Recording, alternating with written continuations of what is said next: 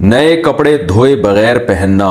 رئیس الدین India سے پوچھتے ہیں کیا نئے کپڑوں کو بغیر دھوئے پہن کر نماز پڑھ سکتے ہیں؟ بعض لوگ کہتے ہیں کہ نئے کپڑوں کو بغیر دھوئے پہن کر نماز نہیں ہوتی۔ بھئی یہ بعض لوگ بالکل غلط کہتے ہیں۔ شریعت میں اصل طہارت ہے، جب تک ہمیں کپڑوں کے ناپاک ہونے کا یقین نہ ہو ہم پاک ہی سمجھیں گے اس کو، ورنہ تو ہر چیز کے بارے میں آپ سارا دن یہی بیٹھ کے سوچتے رہو کہ کہیں ناپاک تو نہیں ہے یہ۔ تو اس لیے کپڑوں میں اصل، بلکہ ہر چیز میں اصل یہ ہے کہ وہ پاک ہے، جب تک کہ اس کے ناپاک ہونے کا یقین نہ ہو۔ تو کپڑے آپ نے خریدے کیونکہ آپ کو یقین نہیں ہے ناپاک ہونے کا، تو آپ پاک ہی سمجھیں گے اور ان کو پہن کر اگر آپ نماز پڑھ لیں گے تو نماز ہو جائے گی۔ البتہ ویسے جو پرانے استعمال شدہ کپڑے ہوتے ہیں ان کو دھوئے بغیر پہننا ویسے ایک انسانی ایک طبیعت کے خلاف ہے۔ پتہ نہیں کس کس نے استعمال کیا اس کو، کیا کیا اس میں جراثیم ہو، اور ناپاکی کا امکان تو بہرحال ہوتا ہے، تو کوئی احتیاطاً ان کو دھو کے پہن لے تو یہ زیادہ اچھا ہے۔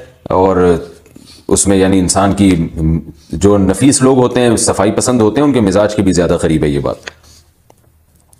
دوسری ماں کی اولاد محرم ہے یا نامحرم، یعنی سوتیلی ماں کی اولاد۔ میرے والد صاحب نے میری والدہ کی وفات کے بعد میری خالہ سے نکاح کیا۔ خالہ کے پہلے سے 3 بچے تھے، کیا ان بچوں میں سے میرا کسی سے نکاح ہو سکتا ہے؟ اگر نہیں تو کیا ان کے لیے ان کو مجھ سے پردہ کرنا لازم ہوگا یا نہیں؟ کامران شیخ انڈیا سے پوچھتے ہیں۔ بھائی یہ بچے آپ کے کزن ہیں، آپ کے والد کے تو یہ سوتیلے بچے بن گئے، لیکن آپ کے سوتیلے بہن بھائی نہیں بنے۔ وجہ اس کی ہے کہ ان بچوں کا باپ بھی الگ اور ان بچوں کی ماں بھی الگ۔ وہ بچے جن کا باپ ایک ہو یا ماں ایک ہو تو وہ تو محرم ہوتے ہیں آپس میں، لیکن باپ بھی الگ ماں بھی الگ، تو دونوں ہی الگ ہیں، تو پھر وہ نامحرم کہلاتے ہیں۔ لہذا ان میں اگر کوئی بچی ہے تو اس کو چاہیے بالغ ہونے کے بعد آپ سے پردہ کرے، اور آپ کا ان سے نکاح بھی ہو سکتا ہے۔ مرد کے لیے بالوں میں ہیئر بینڈ لگانا۔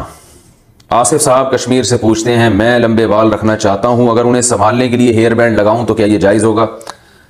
جی، مرد اگر لمبے بال رکھے اور بار بار ان کو سنبھالنا مشکل ہو رہا ہو تو وہ ان کو سنبھالنے کے لیے ہیئر بینڈ لگا سکتے ہیں، پیچھے کی طرف لے جا کے، ایسا نہ ہو کہ اوپر چٹیاں بنانا شروع کر دیں، پیچھے جو بال جاتے ہیں ان کو ہیئر بینڈ سے ان کو باندھا جا سکتا ہے، اس میں کوئی حرج نہیں ہے۔ رسول اللہ صلی اللہ علیہ وسلم نے جو ہے نا عورت کو حکم دیا ہے کہ وہ جب بالوں کی چٹیاں بنائے گی تو اگر وہ بال جب گوندے جاتے ہیں نا بہت اچھی طریقے سے، تو غسل جب عورت پہ فرض ہو جائے تو اس کے لیے بال کھولنا ضروری نہیں ہے، بس بالوں کی جڑ میں پانی پہنچانا ضروری ہے۔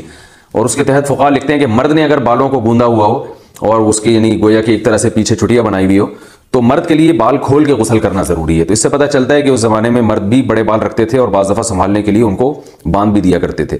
تو اس لیے اگر مرد نے بڑے بال رکھے اور کہیں بھاگنے دوڑنے میں مشکل ہو رہی ہے تو وہ ان کو عارضی طور پر ربڑ بینڈ سے یا کسی بھی چیز سے وہ ان کو پیچھے باندھ سکتے ہیں۔